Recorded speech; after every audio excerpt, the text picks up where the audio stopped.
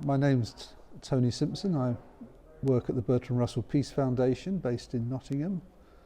I've worked there since 1980. I'm the editor of the Spokesman journal, which is the foundation's periodical. 2020 is the 50th anniversary of Bertrand Russell's death. He lived a long life. He died in his 98th year, we're in the process really of trying to recover the tradition and the actual detail of what went into that life in terms of campaigning for peace, human rights and social justice.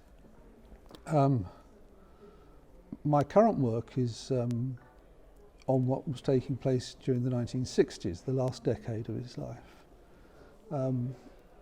It's an interesting period, and he was a man of the 60s, although not always recognised as such. Paul McCartney came to see him on his 24th birthday.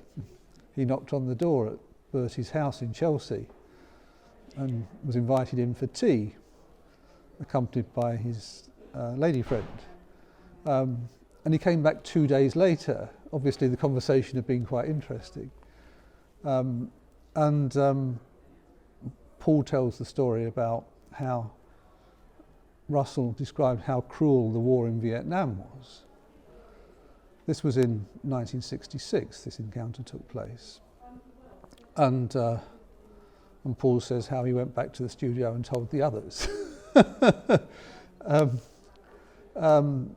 But that focus on Vietnam was would give rise to the International War Crimes Tribunal, which Jean-Paul Sartre, Simone de Beauvoir and others, in addition to Russell, Stokely Carmichael, James Baldwin, a range of interesting characters were involved with.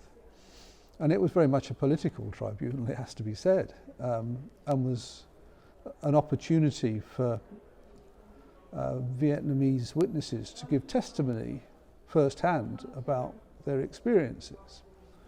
And that tribunal had two sessions, one in Sweden and one near Copenhagen in Denmark. It had originally been planned for France, but President de Gaulle said no. So at short notice they moved to Sweden. But it's interesting because that's one part of Russell's legacy which has proved fertile. You know, we have had a succession of subsequent tribunals. Most recently there was one in Paris on the situation of the Kurdish people.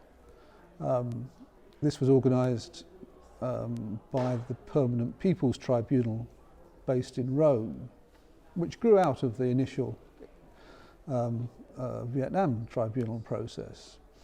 And when official legal procedures get stuck, for instance, the wall in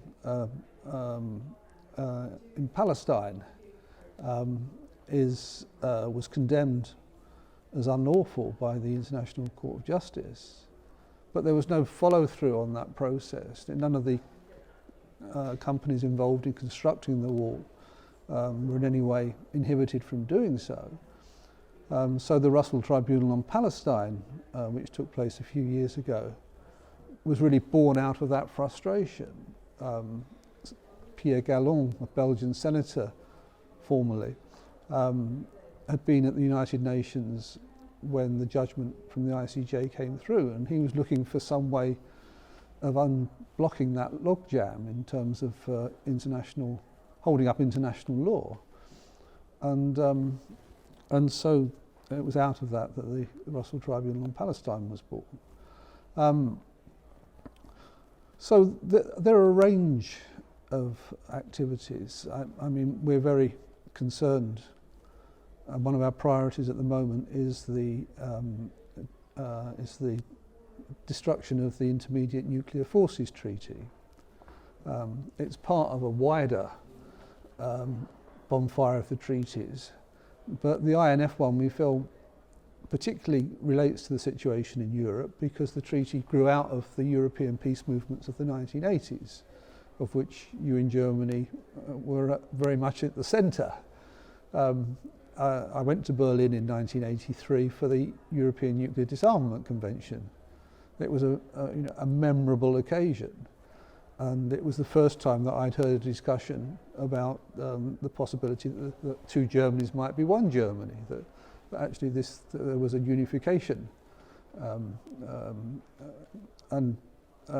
As somebody with an Irish background, I relate to this question of separation and partition. So we are trying to encourage a pan-European response to fill the void that will be created with the destruction of that treaty and the development of armaments which will not be inhibited any longer by a limitation on their range.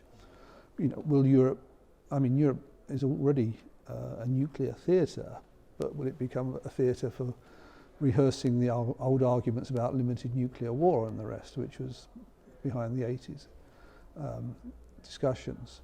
So Russell's emphasis on peace and human rights as evidenced in the Vietnam case, but also very much on the question of nuclear disarmament. And I've emphasised the 1980s, but his motivation on that goes back to the 50s.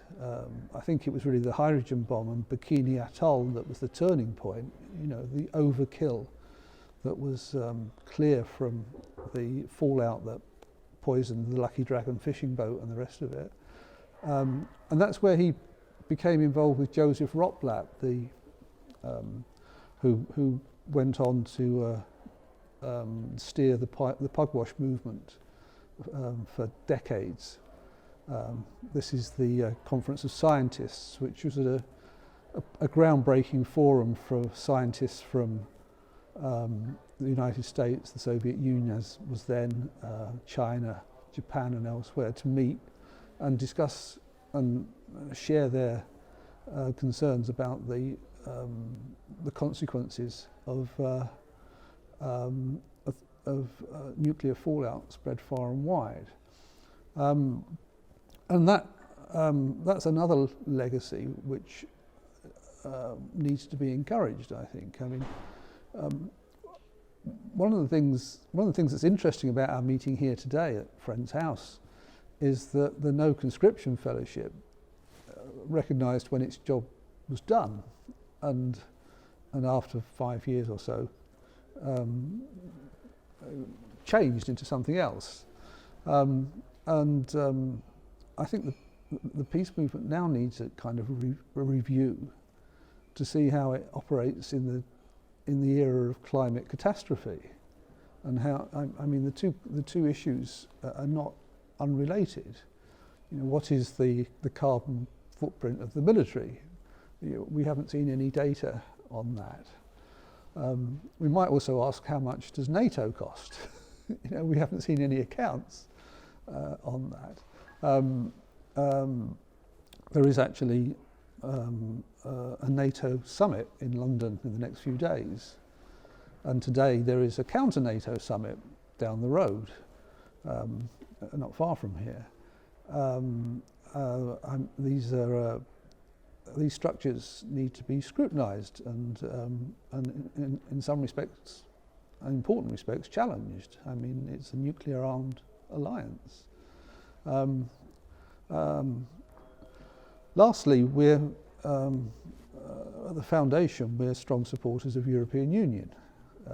We have campaigned for the last 3 years to try and uphold the rights of European Union citizens, not only our EU nationals living in the United Kingdom and UK nationals living elsewhere in the EU 27, but also the so-called statics, those 60 million European Union citizens in the United Kingdom who haven't exercised freedom of movement, but nevertheless cherish status as EU citizens and recognise that the peace project that is inherent in European Union, and how that needs to be buttressed and defended and prevented from being perverted into some kind of militarised European Union.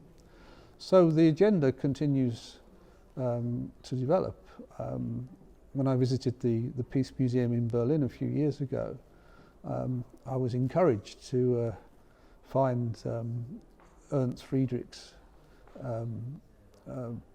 work having a home, as it were, there in the middle of that great city. And we published War Against War well, it's a 4-language edition. Everybody has a 4-language edition, but it's a striking record which continues to resonate with new generations.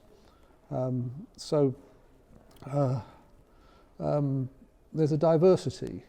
I've given you a little taste of some of the issues that we are concerned with, and thank you for the invitation.